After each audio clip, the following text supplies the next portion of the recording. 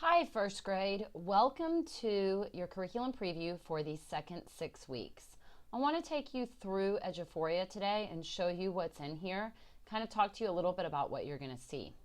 The first area you're going to go to is in your, and by the way, this is all in the Scope and Sequence tab. In your second 6 weeks, your first unit is local community. That is really important for you to go to.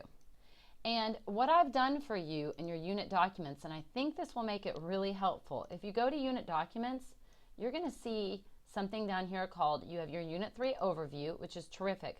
But you're also going to have a suggested pacing guide right here. If you click on this, it talks about what you should combine, how many days, and how to get to our pacing. So going back to where you are in the first 6 weeks, we're going to look right here. I have combined 1.11a with 1.11b. Explain the purpose for rules and laws in homeschool and community, and identify rules and laws that establish order, provide security, and manage conflict. Now, on 1.11a, it says about home and school, but really what you're looking for is rules and laws in the community. So if you click on that, you'll be able to see that here I've gone over, let me get this out for you. Here you go. Here I've gone over basically that it's really important that students are able to explain it. That means they need to state things in their own words. I've added on here a multiple choice question about rules and laws or places to keep people safe as the right answer. But I'll also have on here with that explain that they could write a sentence explaining why rules and laws are important. And the sentence needs to include information such as that they establish order, provide security, manage conflict. We see this reason show up in 1.11b, and that is why I have put those together.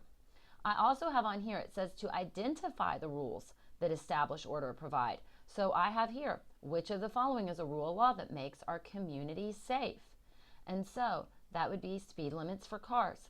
I've included those together. Now back on 1.11a, you will find listed here, you will find places in your community, and it's a PDF, and I love this. When you open on this, it'll pull up. Here's a suggested lesson, not what you have to use, but it does have a suggested lesson on it in case that's something that you're interested in.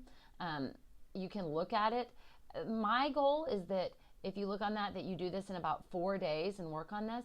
So you kind of take your pick and see what you're looking at. This is called Places in My Community, and I really like it. And it talks about their understanding of the community by identifying pictures of their neighborhood and defining the purpose of each location. Now you may say when you're looking at this, April, this is about things in our community, and we're really talking about rules and laws. And that is true. But what this activity does is it provides you with the background for communities.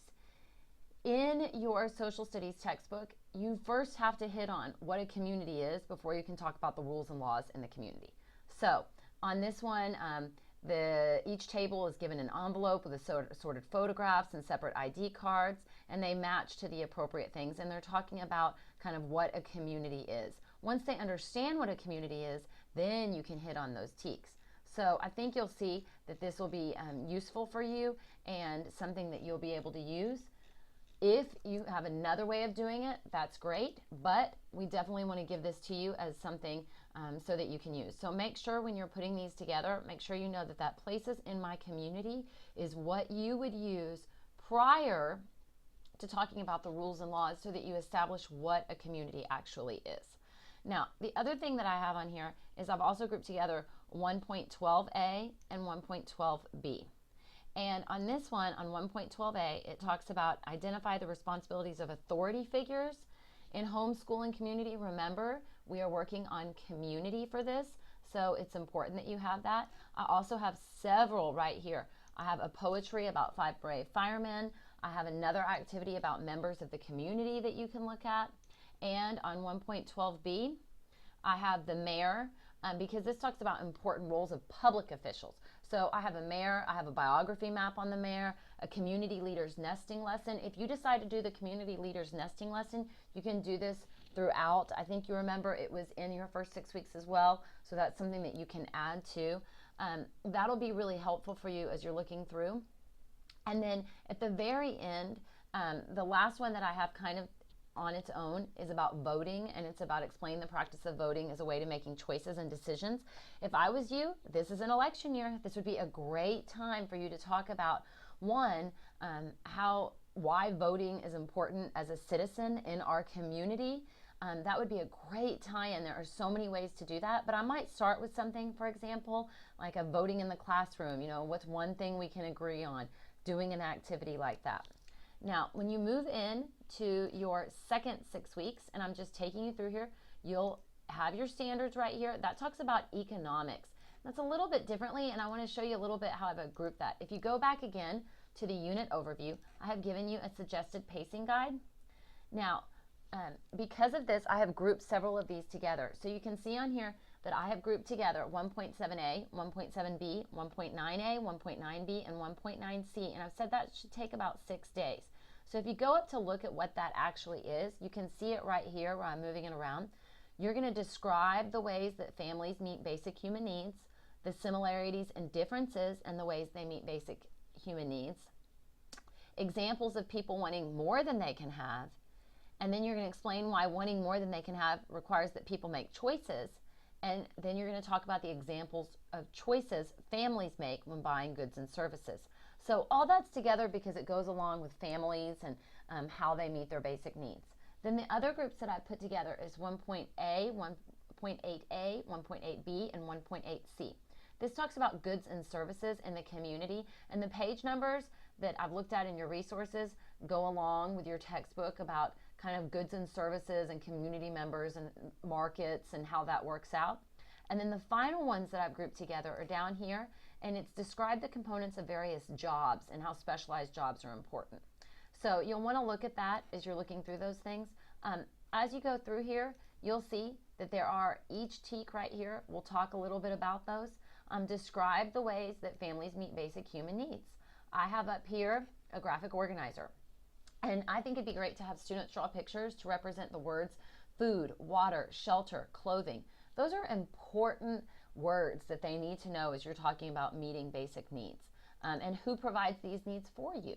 That answer is going to be the family. When you're talking about similarities and differences, I had that it'd be a great thing to have the students can interview their parents about a way they might meet their child's basic needs. And suggestion questions might include, where do you grocery shop for our food? Do you buy our clothes or do you sew our clothes? How did you choose our home? And then they can come back and compare and contrast that with the other students in their classroom. On identifying examples of goods and services, I found a great number of resources. I have here a sample is to have them assessment item to have them fill in a chart. But if you look down here at these related resources, you're going to find there are 5 different lessons that you could do on every penny counting, on how to apple picking time, on pancakes. There's great lessons. I love these lessons. I'll pull up one for you real quick just so that you can take a look at it. When you pull up these lessons, though, what you need to know is that you can pick and choose which one of these lessons work for you. I'm including everything that we had on CCO. I transferred all those lessons up so that if you were using something, you would be able to use that again. But please remember, this is where that how comes to you.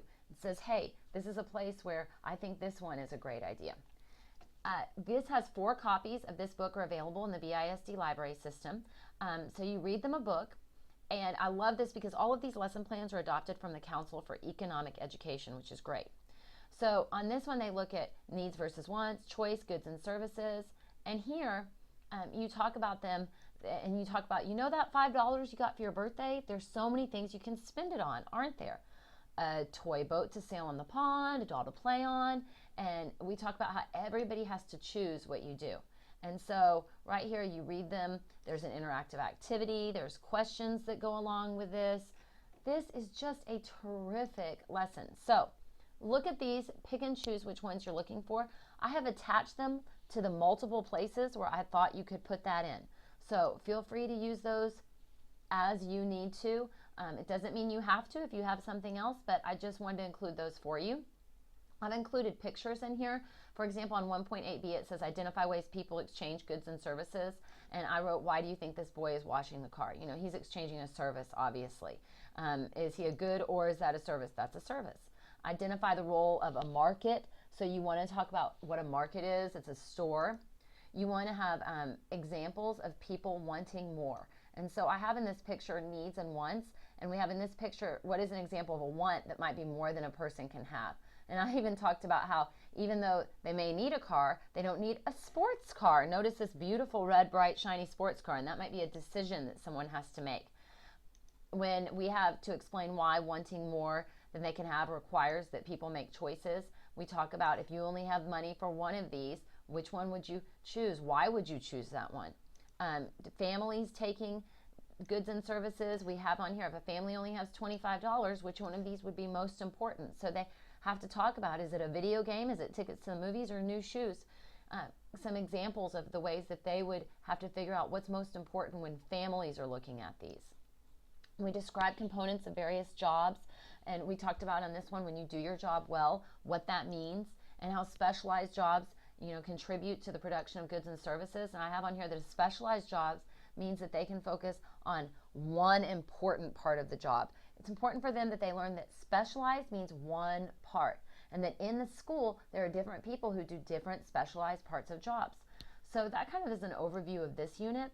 Then when you go into the last unit that you have, and it's 5 days, and it talks about it's the holidays. And the way I have put this down is, and this is really Columbus Day, I have a lot of Columbus poetry here. I have a Columbus Readers Theater for you, a lesson plan, a PowerPoint, and with that, you can talk about important historical figures such as Christopher Columbus. And if you look in this, if you look in your unit documents, you're going to do this all together. So when I give you a suggested pacing guide on this, you're going to see that I combine those. You're going to teach for 5 days about Columbus. That's terrific. And you can talk about that. Also, you want to hit Veterans Day as well.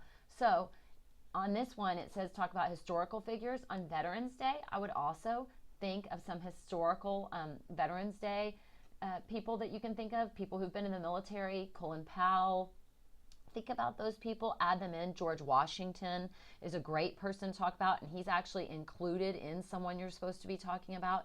But also you can talk about regular veterans, normal, everyday people. I think this would be a great place to put that in.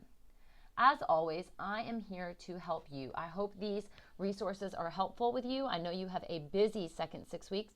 If you have any questions, please feel free to let me know. I'm happy to help, and I hope you have a terrific rest of your day.